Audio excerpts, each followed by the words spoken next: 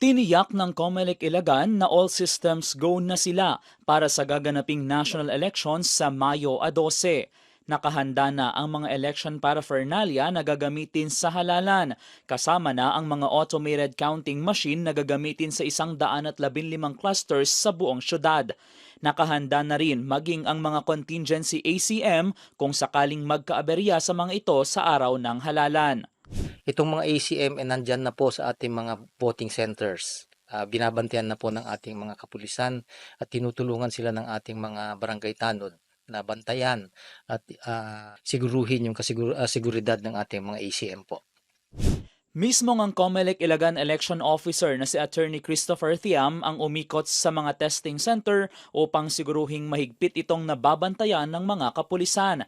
Aniya, wala rin namang naitalagang COMELEC hotspot sa lungsod. Tiwala rin silang walang mga hindi magandang mangyayari sa mga susunod na araw.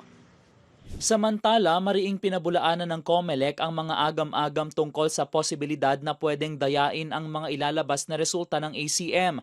Ito ay matapos magkaroon ng mga alegasyon na iba ang nilalabas nito sa aktual na binoto ng mga botante sa isinagawang overseas absentee voting.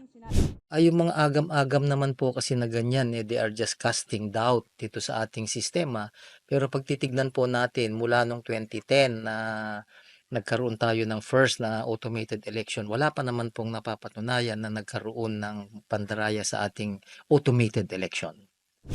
Kaya ang paalala ngayon ng COMELEC Ilagan para hindi na lumala pa ang mga agam-agam at ang pagkakainitan ng iba't ibang mga kampo. Ang eleksyon ay isang araw lang po yan. Maging mahinahon po tayo. Huwag nating pairali ng init ng ulo dahil sa suporta ng kanino. At tandaan po natin, pagkatapos ng eleksyon, ilagay niyo po tayong lahat. So mamili po tayo ng kung sino ang magseserbisyo ng tapat sa ating lungsod.